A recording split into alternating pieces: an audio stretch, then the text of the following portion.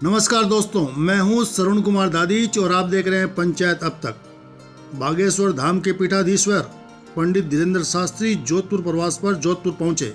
जोधपुर में पंडित धीरेन्द्र शास्त्री ने मीडिया से बातचीत करते हुए वर्तमान महाकुंभ पर बड़ा बयान दिया है। शास्त्री ने कहा है कि ये सनातन धर्म की ही महिमा है कि सनातन धर्म सभी को बाहें फैलाकर सभी का स्वागत करता है, जबकि अन्य मजहब संकुचित होते हैं जो अपनी अपनी बात ही करते हैं।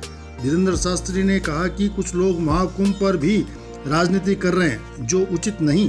धीरेन्द्र शास्त्री ने मीडिया से कहा कि ये भारत अब हिंदू राष्ट्र बनने की ओर अग्रसर हो रहा है। महाकुंभ बहुत शानदार हो रहा है, ये इसका एक उदाहरण है। आइए सुनते हैं उन्होंने क्या कहा। प्रयागराज में 144 वर्ष बाद में महाकुंभ का आयोजन हुआ है और भक्त तकरीबन 10 करोड़ लोगों ने अभी स्नान कर चुके हैं और भी ग्राफ बढ़ता जा रहा है। क्या कुछ कहेंगे आप? यह अद्भुत है। भारतीय सनातन संस्कृति इतनी अद्भुत है, जिस सनातन संस्कृति में हम सब हैं। ये गौरव की बात है कि 144 वर्ष बाद इस महाकुंभ का आगाज हो रहा है, जो भव्य है, दिव्य है, एकता का प्रतीक है, सामाजिक समरसता का प्रतीक है, सबको एकत्व करने का प्रतीक है। और अन्य जितने भी दुनिया के मजहब हैं उनमें इतनी संकुचित स्थिति है कि वो कहते हैं कि अन्य लोग काफिर हैं, केवल हमारे ही अपने। और हमारे सनातन धर्म की महिमा देखो।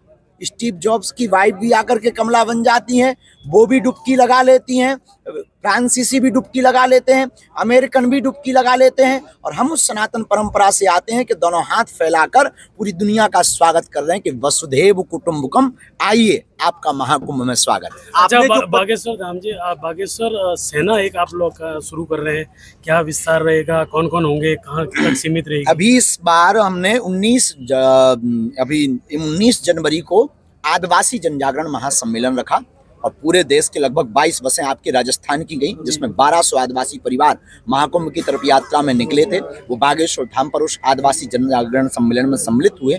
उसका उद्देश्य केवल इतना है, कन्वर्जन के लिए, धर्मांतरण के लिए सबसे सॉफ्ट टारगेट हमारे आदिवासी भाई परिवार हैं। वो प्रकृति मित्र हैं, वो प्रकृति के नजदीक है, जल जंगल जीवन ही उनका सर्वोपरि है। उन धर्मांतरण करने वाली ताकतों को रोकने के लिए, धर्म विरोधी ताकतों को देश निकाला करने के लिए हमने एक नया अभियान छेड़ा है।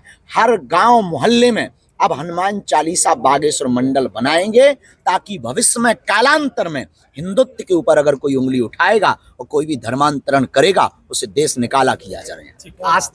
आस्था के जो प्रयागराज में रील बनाने पे आपने जो बड़ी बात कही है, 2 युवतियां भी इसमें शिकार हुई है, क्या कुछ कहना चाहेंगे उसमें? हम किसी के भी, देखिए, हम भी इस आप लोगों तक पहुंचे तो कहीं ना कहीं रील और मीडिया का और सोशल मीडिया का बड़ा हाथ है। लेकिन कहीं ना कहीं वर्तमान समय में महाकुंभ अपने मुद्दे से भटक रहा है। उनके प्रति हमारी संवेदना है, चाहे वो कोई भी बहन हो या कोई भी बाबा जी के बारे में चर्चा हो। महाकुंभ इस बात के लिए लगाया गया कि हमारी संस्कृति का प्रचार हो, हमारे सनातन का प्रचार हो। और भी तो साधु संत हैं, केवल वही युवतियों पर क्यों महाकुंभ की रील टिकी हुई है, वही बाबा पर क्यों टिकी हुई है? वहाँ रिसर्च का केंद्र है बहुत बड़ा।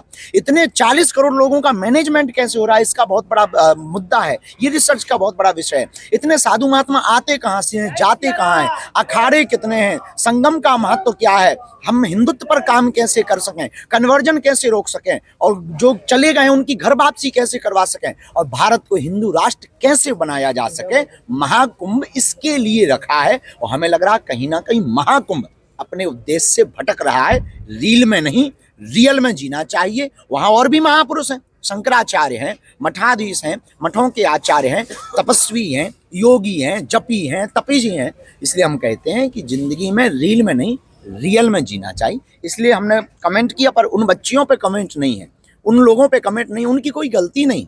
उनकी क्या गलती है? विचारों की गलती उनकी है जो महाकुंभ के उद्देश्यों को भटका रहे हैं। ठीक है, थैंक यू।